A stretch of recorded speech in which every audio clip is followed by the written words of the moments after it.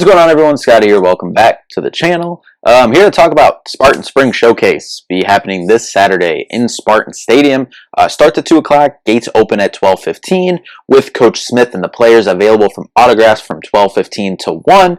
Now, it sounds like we will have a little bit of a practice element plus 4 10-minute running clock scrimmage quarters.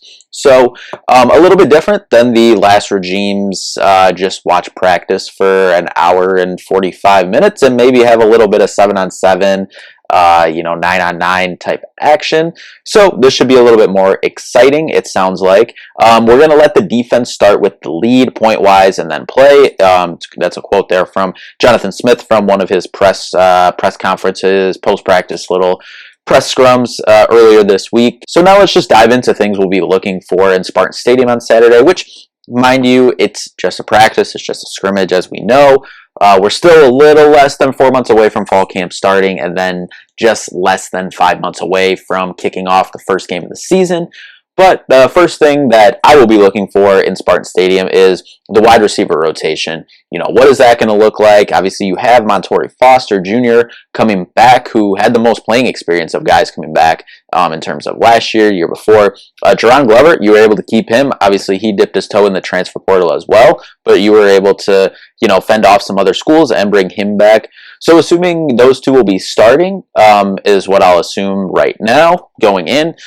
Who's going to be that third is really the question I'm looking into. Is it going to be one of the young guys like an Antonio Gage Jr., or is it Alante Brown, who we saw come in last year? Unfortunately got hurt on the first play of the season when he was out there on the kickoff return. I think that threw off the rhythm for his whole season. He obviously did work back later in the season and, saw some run there. But, will it be him? Or do we see star freshman Nick Marsh be in that spot? We have seen freshmen in the past produce at Michigan State.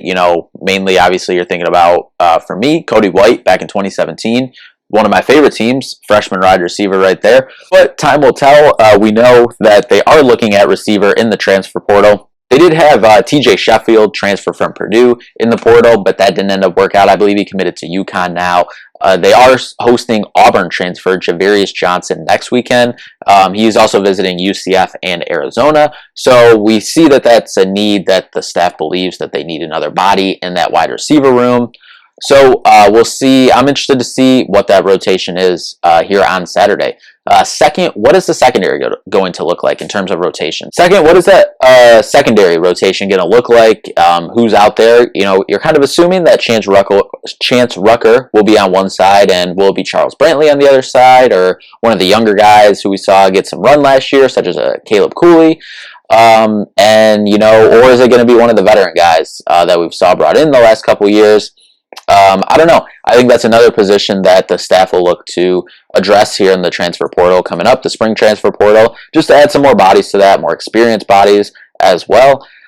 Next up, really what has been a question for the last, 7 years at Michigan State, what is that offensive line going to look like? 2022, or 2021, I'm sorry, the Kenneth Walker year, that was the last okay offensive line, but a lot of that, they didn't call Kenneth Walker the eraser for nothing. He erased a lot of their mistakes. So really, since that 2015, roster, really, so almost going on a decade, actually, not 7 years, going on a decade, sheesh.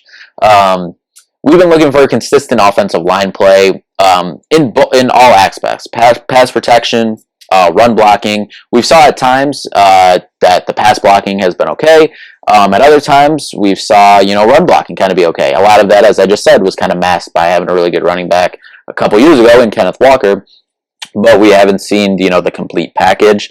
And I think the offensive line will be improved this year, but a lot of young guys, I think, will still be out there getting some spin. So I think it could still be a little bit of a learning curve. We did see a lot of young guys last year get some run. And so I'm curious to see what that rotation looks like. Obviously, just kind of looking for the groupings here. Will the staff be keeping that close to the vest, or will we not truly see what, a group one, one's looking like, or a group two looking like, and how the rotations look like?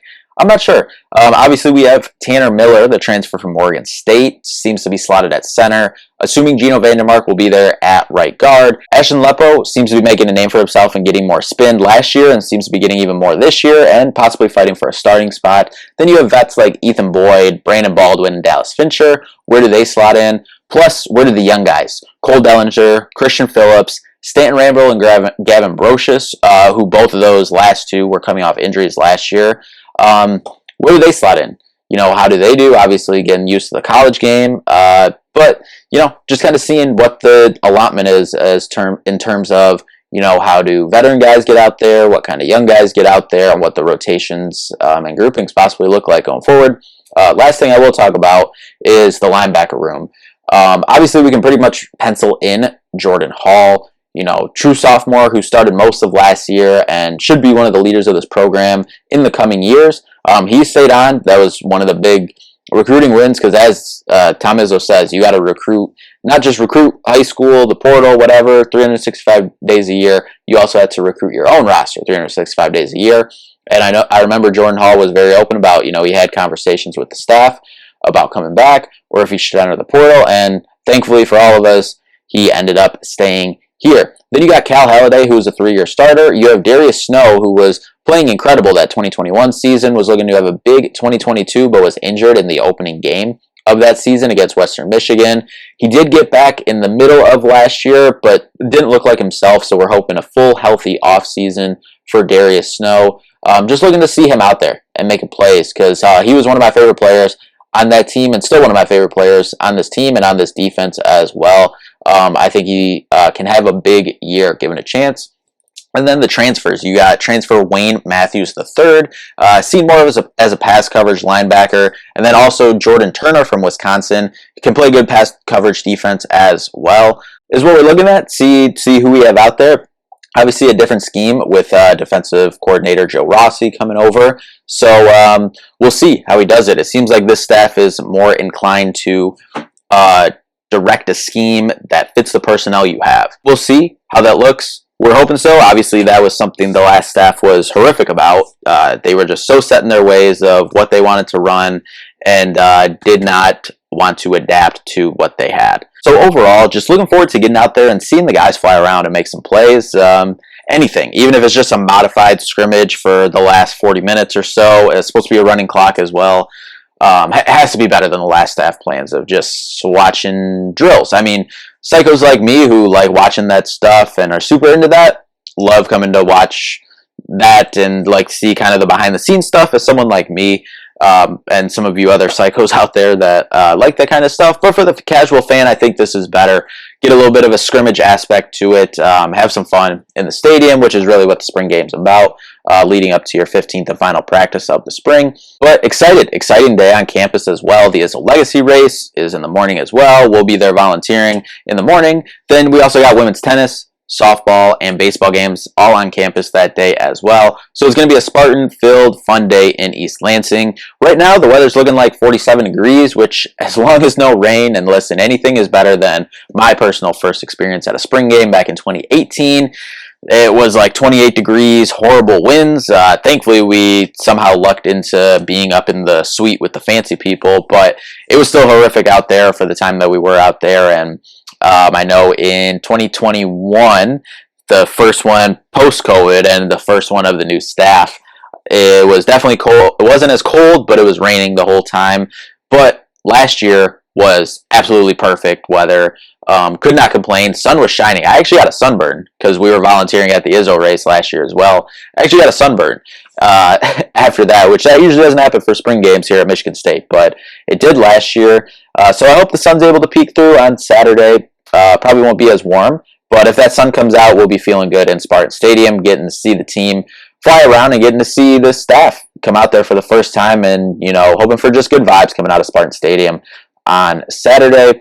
But anyway, looking forward to this weekend. Looking forward to Saturday. Thank you all so much for watching. We'll see you in the next one. Peace out and go green.